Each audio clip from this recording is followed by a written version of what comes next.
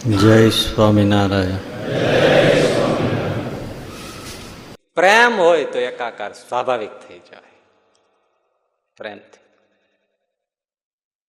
જ્યાં જ્યાં પ્રેમ હોય ત્યાં એકાકાર થાય. દિશાબાનનું કઈ રે નહીં, એ તમે લૌકિકતામાં પણ સમજી શકો છો. કઈ ખબર ન પડે, એ ખોવાઈ ગયા હોય.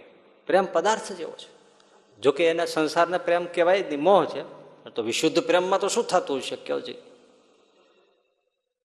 જામનગર પાસે અલૈયા મોડા, એ આપણે સચ્ચિદાનંદ સ્વામી પ્રેમી સંત મહારાજ સાથે રહેતા, એ એમનું પૂર્વાસરનું ગામ, અને એ ક્ષત્રિય દરબાર, અને એનું નામ દાજીભાઈ, અને એ મામાને ત્યાં રહેતા અલૈયા મોડામાં.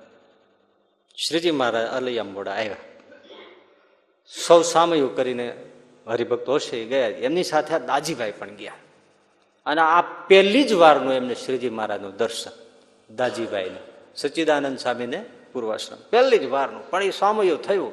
એ મારા હવે આપણે શું વર્ણન કરવું એ મૂર્તિનું. એ દર્શન કર્યું, કોણ જાણે એને શું પ્રેમ થઈ ગયો. આવું રૂપ જોયું નહીં, આવી મોહક મૂર્તિ, આવી એને ચિત્ત તણાઈ ગયું. શ્રીજી મહારાજ એક બે દિવસે રોકાયા, પણ એ બધું સામે ટગર ટગર જોઈએ જ રાખે, જેમ ચંદ્રની સામે ચકોર જોઈ રાખે, બસ દાજીભાઈ જોઈએ જ રાખે, આમ થાકે જ નહીં. અને મહારાજ તો શ્રીજી મહારાજ તો પછી બે દિવસે જતા રહ્યા. પણ આને એટલો બધો પ્રેમ થઈ ગયો, હેત થઈ ગયું મહારાજમાં, તો દેખાય તો નહીં ને, પછી રડવા માંડે, ક્યારેક હસવા માંડે. તો મામાને થઈ ગયું આનું ચસકી ગયું છે.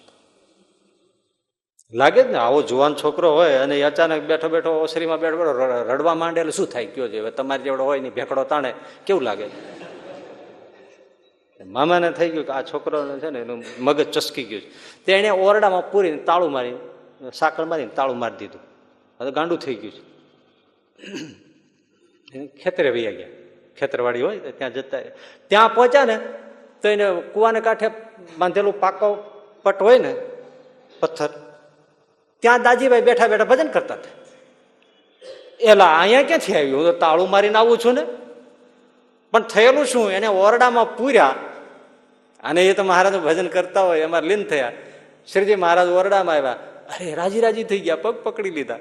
મહારાજ કે હાલો દાજીભાઈ પાછળ પાછળ. ઓરડામાંથી નીકળીને વાડીએ મૂકીને અદૃશ્ય થઈ ગયા.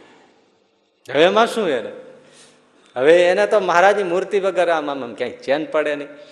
ઘરેથી પૂછ્યા વગર સાંભળ્યું કે ભુજ મહારાજ બિરાજે છે. શ્રીજી મહારાજ ઉપડી ગયા. જોડિયા બંદર આવ્યા, વાણમાં બેઠા. વાણમાં બેઠા અને મહારાજના દર્શન, એ મૂર્તિ સંભાળી લીન થઈ ગયા. તુણા બંદર આવ્યું નાનકડું, ત્યાં બધા ઉભા રહ્યા. આ જોયું એટલે આ ક્યારનો મરી ગયો છે. હવે આ મળદું ક્યાં લઈ જવું ભાઈ, આગળ જવું તો આ ક્યાં સાચવવું. નક્કી કર્યું સળગાવી દો એટલે વાત પૂરી થાય. કોઈ છે તો નહીં, ખબર નથી. તેથી કાંઈ આવા કાયદા નહીં, કાંઈ કે ડેથ સર્ટિફિકેટ જોઈને ફલાણું જોઈને બધા નક્કી કરી કાયદો. બધા નક્કી કર્યું કે આનું કોઈ ભેળું કોઈ છે નહીં, આ લઈ અને મળદું લઈને ક્યાં જવું. લાકડા લઈ આવ્યા, ચિતા ગોઠવી, અને એના ઉપર આ દાજીભાઈ ને સચ્ચિદાનંદ સ્વામી એને સુડાવ્યા. માથે બીજા આવા મોટા મોટા લાકડા એ મૂકવા જાય. મહારાજ જાણ્યું આને સળગાવી દેશે. એકદમ દિવ્ય સ્વરૂપે સહજાનંદ સ્વામી આવ્યા, ગાલ ઉપર ટાપલી મારીને ઉઠાડ્યા. ઉઠ્યા ને ભૂકીને ભાગ્યા ઓલા બધા.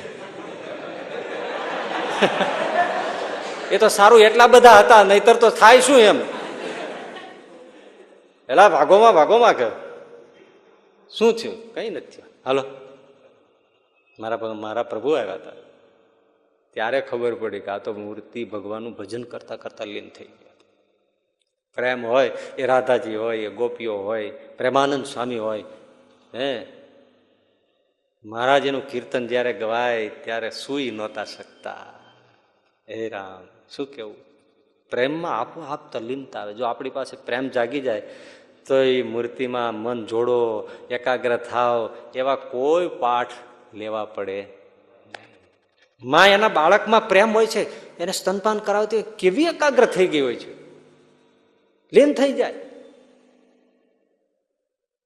પ્રેમ હોય તો થાય.